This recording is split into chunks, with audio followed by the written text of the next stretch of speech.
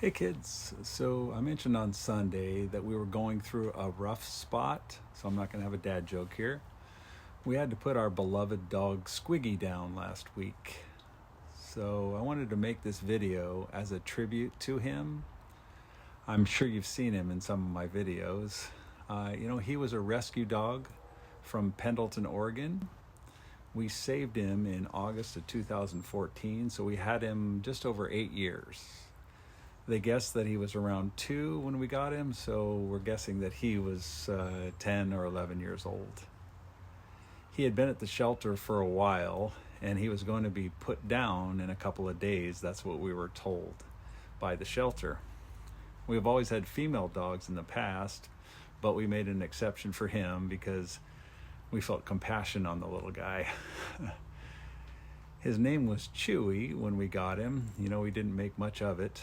But the guy who worked there, he seemed to giggle every time he said the name Chewy. So, when we got him home, we soon found out why he was named Chewy, and he lived up to his name. And we laughed at ourselves for not putting that together.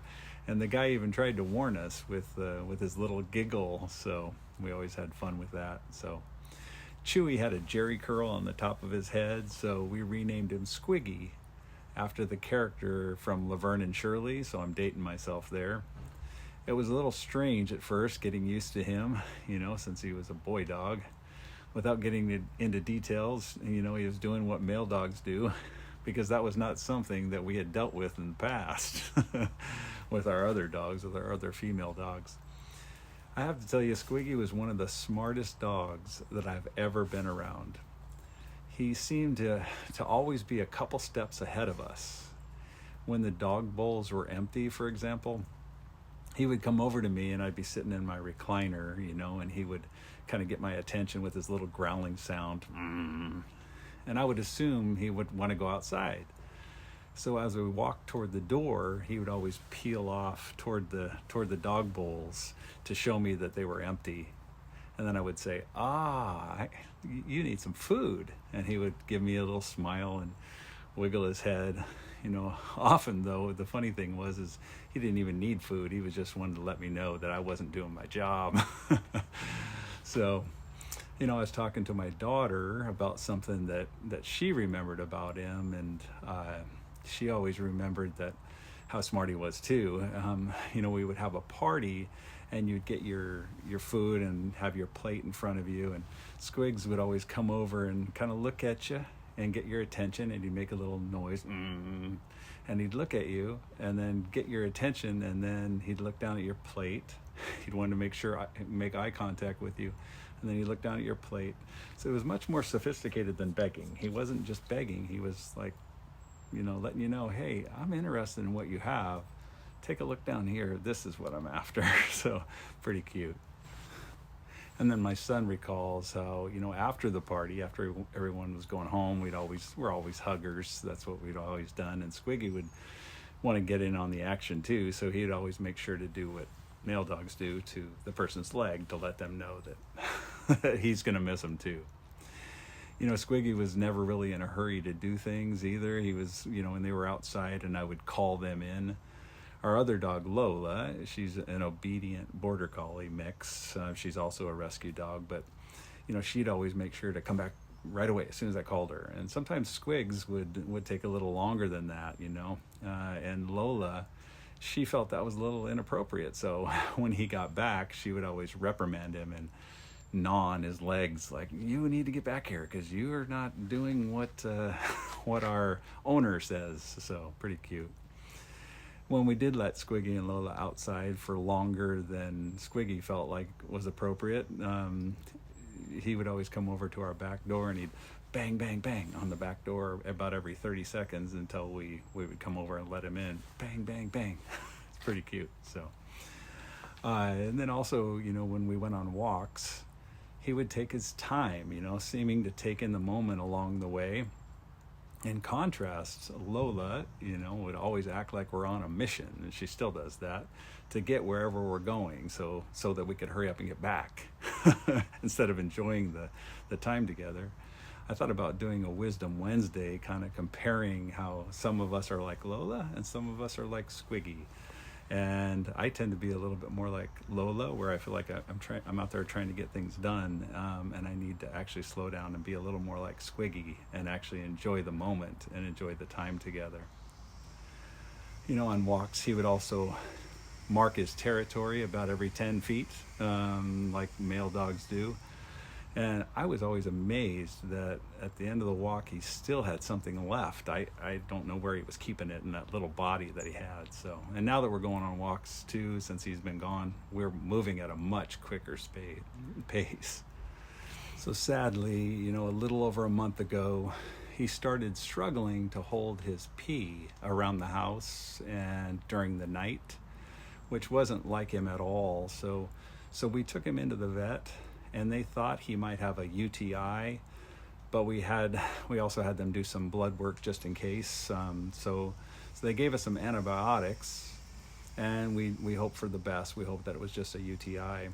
But a couple of weeks ago, we got the call telling us that, quote, Squiggy has lots of problems. He had advanced diabetes.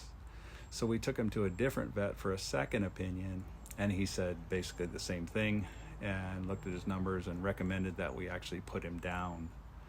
So we set the date for June 9th, but then Squiggy seemed to be doing a little better, so we canceled that date. However, we had our flights booked for Monday the 12th to go to New York for the Today Show, right? So my wife was considering actually staying home with him, but thankfully it worked out that my nephew Jason and his wife Krista offered to stay with him at our house to watch him. Less than a year ago, Jason and Krista had to put down their own dog, Sunny, so I was grateful because I knew that Squiggy would be in good hands while we were gone. I got about 3 hours of sleep Sunday night because we had to fly out early on Monday morning to get out to New York. We stayed with my daughter and her husband in New York, and on Monday night I didn't sleep very well either. I was a little nervous about the show, and I was sleeping in a different bed than my own and also thinking about Squiggy. So we recorded that Today Show segment on Tuesday morning, and I was working on really little sleep and Squiggy on my mind. So honestly, I'm happy that I was able to be coherent. I feel like I could have done better, but I also feel like I could have done a lot worse. So, aren't we all always the ones that are hardest on ourselves? That tends to be the case for me. I don't know if that's like that for you. But about an hour after we recorded the segment, I got a call from Jason saying that Squiggy was not doing good and wanted us to know he probably wouldn't make it until Wednesday, which was the original date that we had planned to come back home. So I told him I would see if we could try to change our flights to an earlier flight. And I have to give a plug in here for Alaska Airlines because they were amazing in accommodating us and getting us out on a flight on Tuesday that evening. So we were able to get back home to be able to spend some time with him. When we got back, Squiggy was looking so frail because he refused to eat or drink. Even though I had very little sleep the previous 2 nights, I still ended up sleeping in the chair downstairs and on the floor with him. And I wanted the chance to tell him how much he meant to me and what an amazing part of our family he had become. He didn't seem to be suffering during the night, but in the morning he had some serious struggles. I'll spare you the details of that. So we called the vet, and we ended up putting him down around 9:15 last Wednesday. And in the past, I was afraid to stay with other dogs that we've had to put down. And so I've rethought that now, and I'm grateful that we were able to be there for Squiggy's last breath last Wednesday. We had him cremated, and we're planning to spread his ashes at various places that we plan on traveling to in the near future. So that'll be fun. I wanted to thank all of you for your concern for us.